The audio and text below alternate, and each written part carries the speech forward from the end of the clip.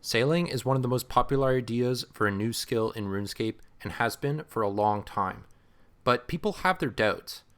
Many say the main thing they don't want is for sailing to feel like a minigame, something that only happens in a contained area, in instances, or in other ways that makes it feel just like a self-contained thing that's not part of the rest of the game.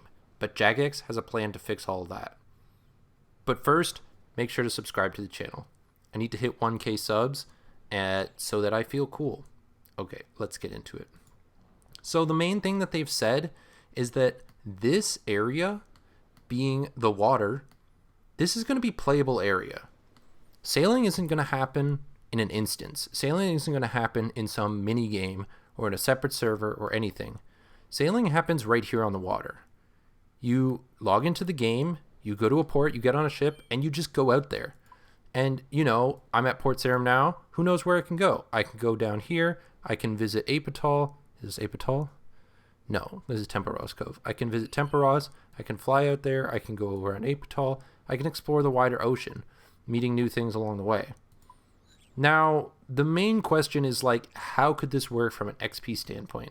Obviously, if I just click walk here on the water tiles and my ship moves over there, do I get XP just from doing that?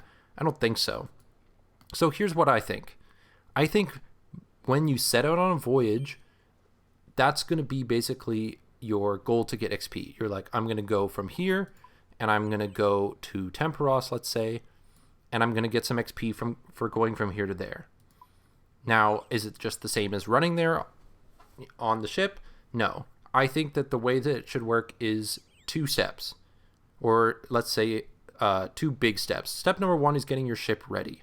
So probably this is like going to be the more active portion of like your mechanical skilling. I'd say when you start out from port, you're like, all right, I'm in port. I need to get out of port. So that's like raise the anchor.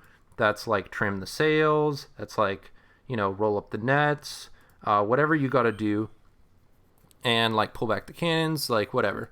And then you start going out. So maybe a little bit of mechanical skilling. You have to maybe get some, who knows, just like a list of activities or some bars or something, whatever, and like maybe you could tick manipulate to get between the various stations quickly. Who knows? It probably would change depending on what ship you have. Ultimately, I don't think that it should be too long, but I think there should be some kind of aspect of getting your ship ready, and that'll be like the beginning part, and that'll get you out to sea. And then from there, I think it should probably go more or less like, you know, you are setting a destination on the map maybe, or you're charting a course. And while you're going along, there's going to be random events. So this is where the, you know, procedurally generated aspect of the skill comes in. I think you should get random events that are going to happen to you while you're sailing.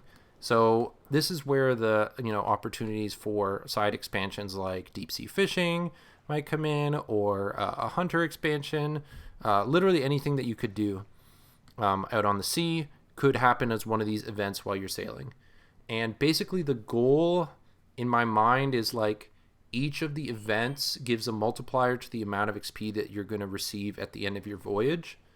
And you don't have to do them mostly, but you're going to want to do them for the best XP.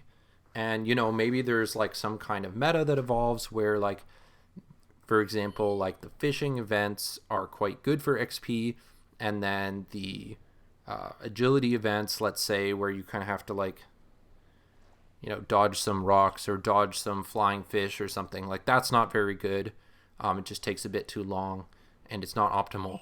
So you kind of pick which ones you want to do and pick which ones you want to avoid, and you make it to the end of your voyage and you get like a multiplied amount of XP for doing the events.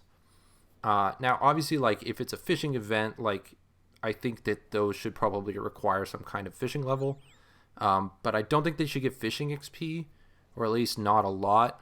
Maybe you could give a token amount to just say, hey, like you caught a fish. Okay, here's 1, 2 XP, 5 XP or something. But I think obviously we don't want to make this a scenario where it's like you have to do this before you finish fishing, or else you're wasting a ton of XP. Maybe that's something that could be added down the line as like a combination method. But I think the basic sailing method, like the events, should only give sailing XP or sailing XP multipliers. and not the combination XP.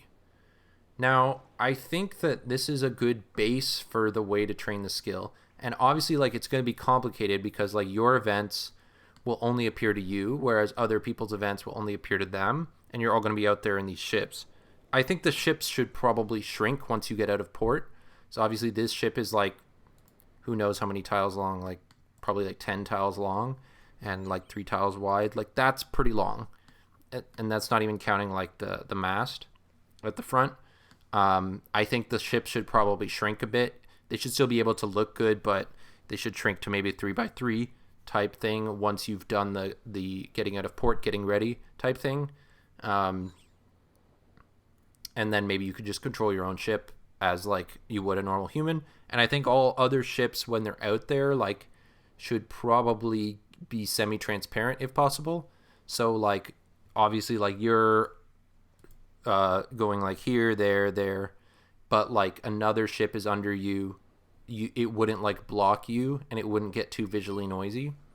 Obviously like you don't have to do that. You could just make people spread out across the world so that it's not too annoying to look at. But especially on the first few like weeks of the skill being out, like everyone would be totally like crowded and like impossible to see anything. So I think definitely like to some degree, if you're gonna let people control the ship as a character instead of like having you on a ship like this, I think you should probably blur out all the other ships a little bit so that you can tell which one is yours, because you're not used to seeing yourself like that. Yeah, so the visuals, you got the events.